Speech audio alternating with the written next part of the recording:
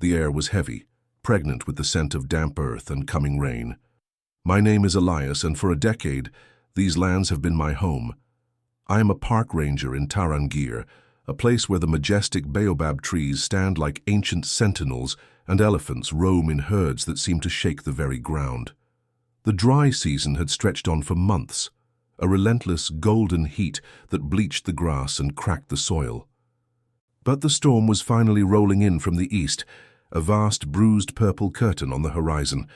I was on my routine patrol, the worn wheels of my Land Rover kicking up a fine red dust. My radio crackled with static, a constant low-level hum that was as much a part of the landscape as the wind in the acacia trees. I was tracking a pride of lions that had been sighted near the Silal swamp. It was a famous pride, known for its sheer size and led by a magnificent male named Asani. They were often a sight to behold, a living testament to the wild beauty of this place. But today the feeling was different. A tension hung in the air, a stillness that preceded the downpour. The animals seemed to sense it too. Zebras were huddled together, and a lone giraffe stood motionless, its head high, as if listening for a distant sound only it could hear. As I neared the swamp, the first fat drops of rain began to hit the windshield, splattering into dark constellations. The aroma of wet earth intensified, a primal rejuvenating smell. Then I heard it, a faint, frantic cry. My first thought was that it was a distressed wildebeest calf separated from its mother, but the sound was too high-pitched, too desperate. I drove closer, following the sound until I saw them. A young girl, maybe 10 years old, was standing at the edge of the swollen riverbank, her small frame silhouetted against the dark sky. She was frantically waving her arms, her voice a thin, panicked shriek. "Help her baby, please!" she shouted in a mix of Swahili and broken English. The girl shouted. The man pulled drowning cub. My heart seized. It wasn't a wildebeest. It was a lion cub, barely more than a bundle of wet fur caught in the swift current of the river. And worse, its mother, a powerful lioness, was pacing the bank, her roars of distress echoing through the valley. This was no ordinary pride. This was the lioness of Asani's pride, a formidable creature known for her ferocity. And the cub was her own. I knew the danger. A mother lioness, especially one with a cub in peril, is one of the most unpredictable forces in nature.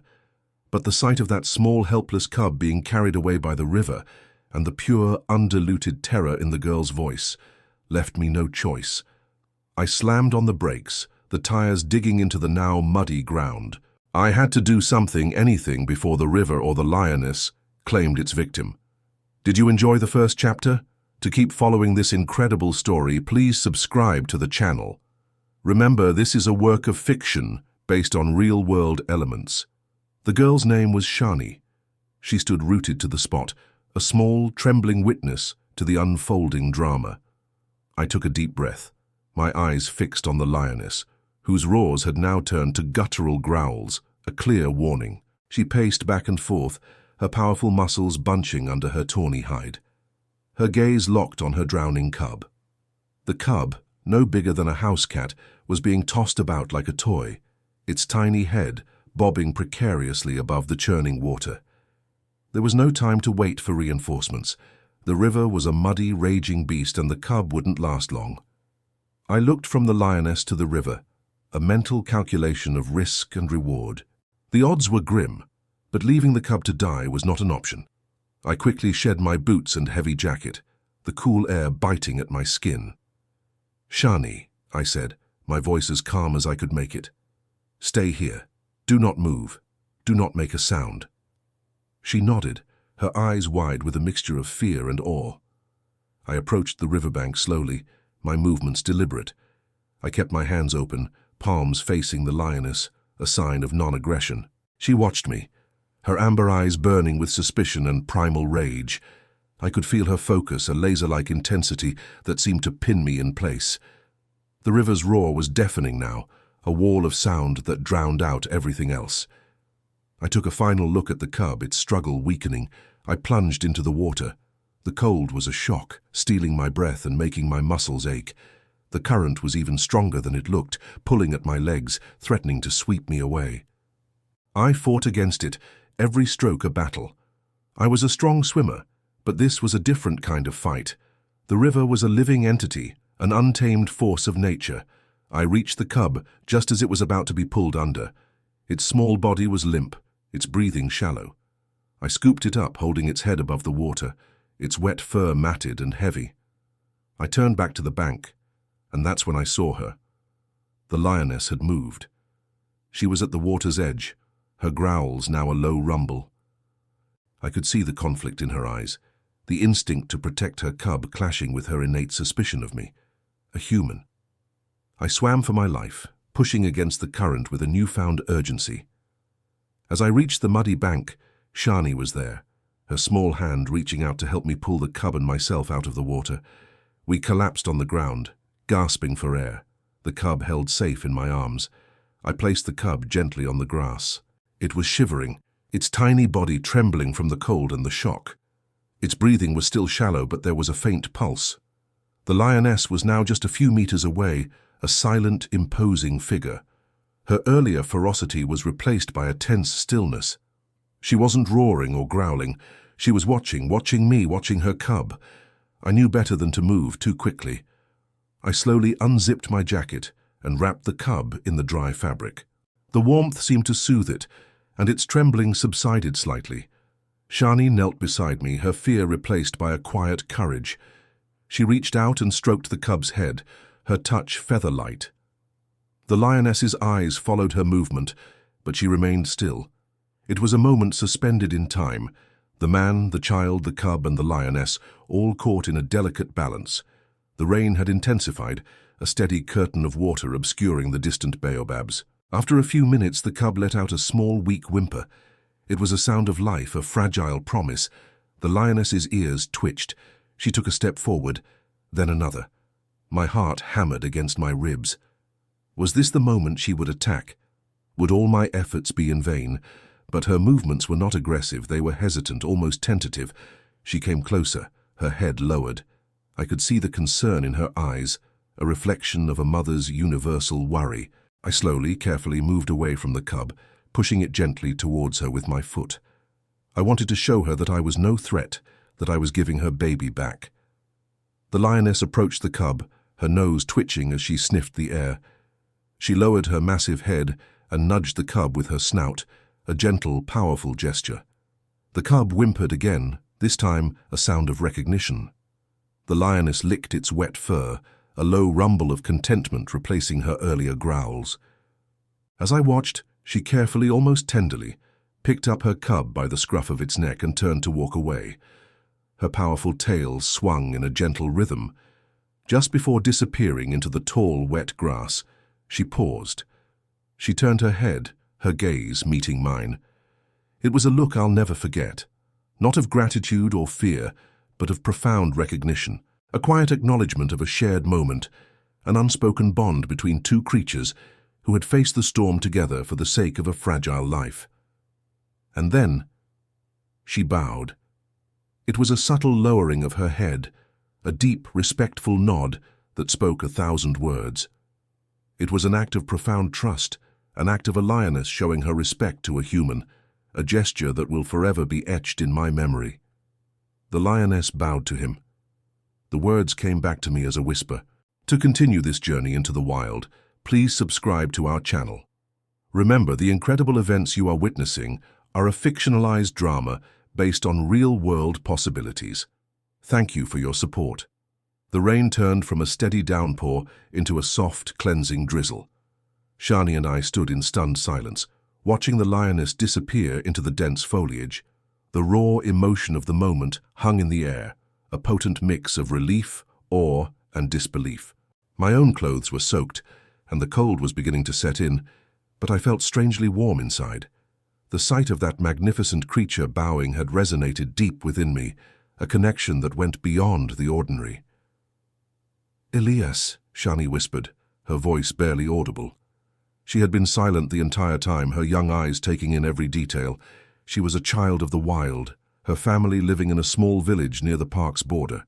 She had a deep understanding of the animals, a wisdom that was far beyond her years. She thanked you," I smiled, a genuine, heartfelt smile that I hadn't realized I was holding back. "Yes, Shani." I think she did. I checked on the cub one last time, making sure it was safe before heading back to my vehicle. As I drove, the memory of the lioness's bow replayed in my mind. It was a story that would be hard to believe, even for my fellow rangers. I had no physical proof, no video or photograph. All I had was the powerful emotional truth of what I had witnessed and the quiet testament of a little girl named Shani.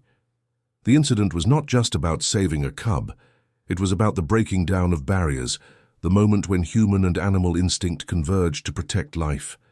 It was a reminder that we are all interconnected, a part of a larger, wild tapestry. I felt a renewed sense of purpose, a deeper commitment to my role as a guardian of this land. The following days were spent in a state of heightened awareness. The story of the lioness and the cub, though incredible, was overshadowed by a new, more sinister concern. We started noticing unusual activity on the park's perimeter, the telltale signs of poachers, snares, trampled vegetation where there should have been none, and the quiet disappearance of smaller animals. The joy from the cub's rescue was replaced by a cold knot of dread. Poaching was a constant threat, a silent war that we were always fighting. My patrols became longer, more focused. I was no longer just a caretaker, I was a protector. The emotional connection I had made with the lioness and her cub had made the threat feel more personal. I wasn't just protecting wildlife anymore. I was protecting a family. I kept a close eye on the pride, checking on their location regularly. The lioness and her cub were safe, but the thought of what could happen to them if the poachers were not stopped filled me with a quiet fury. I met with my fellow rangers, sharing my concerns and coordinating a plan. We set up new surveillance points, increased the number of patrols, and started to work with the local communities, urging them to report any suspicious activity.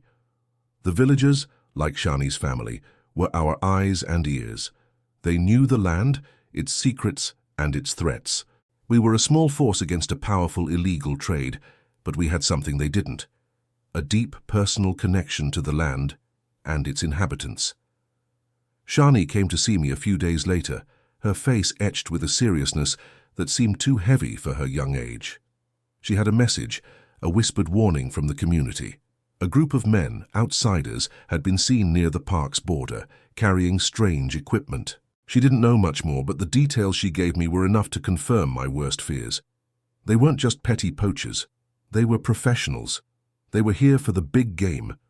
The information was a game changer. It was no longer a matter of passive observation. We had to act, and we had to act quickly. My superior, a grizzled veteran ranger named Thomas, listened intently as I relayed Shani's information. His face was grim. He knew the threat was real, and he knew what was at stake. "Elias," he said, his voice low and serious, "this is not just a job anymore. This is a stand. We cannot let them win." We put together a small elite team, a handful of us who knew the land and had the courage to face the unknown. The next morning, we would go in, not on a routine patrol, but on a mission to intercept the poachers before they could do any harm. The sun was setting, painting the sky in fiery hues of orange and red, a beautiful and deceptive facade of peace. But I knew that beneath the surface, a silent war was about to begin. The early morning air was crisp and cool, a stark contrast to the heat of the day. Our team moved through the tall grass, our steps silent, our senses on high alert. The sounds of the bush were our guide, the distant roar of a lion, the chatter of monkeys, the call of a hornbill. We followed the tracks Shani had described, faint indentations in the soft earth, a trail that led us deeper into the park. The tension was palpable, a live wire running through our small group. We found their camp just after dawn. It was a makeshift site, camouflaged amongst a cluster of acacia trees. There were 3 of them, rough-looking men with a cold, professional air about them. They had high-powered rifles and tranquilizer darts, and a large cooler that sent a shiver down my spine. This was a sophisticated operation, not a desperate act of subsistence. They were here for profit, and they didn't care about the lives they would destroy. We took positions, waiting for the right moment to strike. We couldn't risk a direct confrontation. They were armed and dangerous. Our goal was to apprehend them without a fight, to catch them off guard. We waited for what felt like an eternity, the minutes ticking by like hours, our muscles growing stiff from the stillness. Suddenly, a hyena's eerie laugh echoed through the bush. The poachers were startled, and in that split second of distraction we moved. We stormed the camp, our voices a low growl, our presence a surprise attack.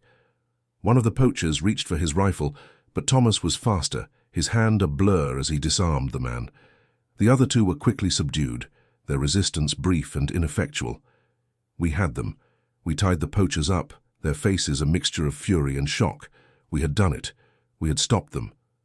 But our mission wasn't over. I looked at the cooler, a nagging feeling of dread in my gut. What was so valuable that they had brought a heavy-duty cooler for it? I slowly opened the lid, my heart pounding in my chest. Inside, nestled in a bed of ice, was a single, large tooth. An elephant tusk. No. It was something else. Its shape was wrong. It was a lion's canine tooth, a trophy from a felled male. And it was big. Too big. I looked at Thomas, my face a mask of confusion. "This is not an elephant tusk," I said, my voice barely a whisper. "It's a lion's tooth, but whose?" Thomas's eyes were wide with a horrifying realization. He knew, we all knew, there was only one lion with teeth that size, one majestic male that was the pride's leader. I felt a cold wave of horror wash over me. The poachers weren't after any lion, they were after Asani, the pride's protector, the lioness's mate. The poachers were silent, but their eyes were defiant. We had caught them, but the damage was already done. The tooth was proof of their crime, a macabre trophy of a life they had taken. The joy of our victory evaporated, replaced by a profound sense of loss. We had saved the cub, but at what cost? Had our efforts to save one life led to the end of another? The thought was a bitter poison. We brought the poachers back to the ranger station, the evidence of their crime secured. The news of Asani's death spread like wildfire through the community. The village, including Shani's family, mourned the loss of the great lion. He was not just an animal. He was a symbol of strength and power, a part of their culture and heritage. The ranger station was somber, the usual camaraderie replaced by a quiet anger. We had done our job, but it felt like a hollow victory. I couldn't shake the feeling of guilt. If I hadn't been so focused on saving the cub, would I have been more aware of the larger threat? Would Asani still be alive? Thomas tried to console me, reminding me that we had done what we could that we couldn't have known. But his words were little comfort. A few days later, I was back on patrol, the weight of the loss heavy on my shoulders. I was driving near the Silale swamp when I saw a sight that made me stop the Land Rover. There at the river's edge was the Lioness. She was no longer with her cub. She was alone, standing at the very spot where I had plunged into the water. Her head was held high, her gaze fixed on the horizon, as if she was waiting for someone who would never return. I watched her for a long time, my heart aching with a shared grief. The loss of her mate, the father of her cub, was a wound that I felt too. We were connected, not just by the river and the cub, but by a shared sorrow, a bond forged in loss and survival.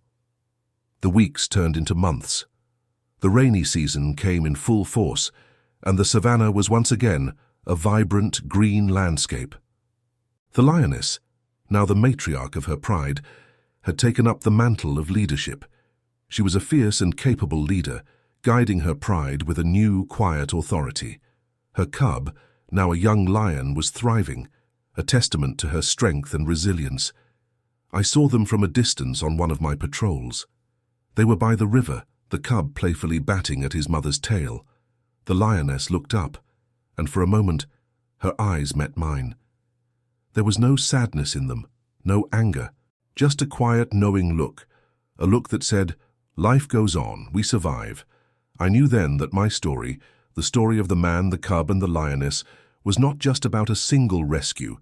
It was a story about the complex and beautiful relationship between humans and nature. It was about loss and resilience, about the bonds that connect us all, and about the legacy that we leave behind. The lioness's cub, a living testament to our shared act of courage, was a symbol of hope. It was a reminder that even in the face of loss, There is always new life, new beginnings, and a new chance to protect the precious wild that we are all a part of. The lioness bowed to him, a simple, profound gesture that had set in motion a chain of events that had changed my life forever and had cemented my purpose as a protector of this great land. The story was not over. It was just beginning, told in the silent language of the savannah, a language of survival, connection, and hope.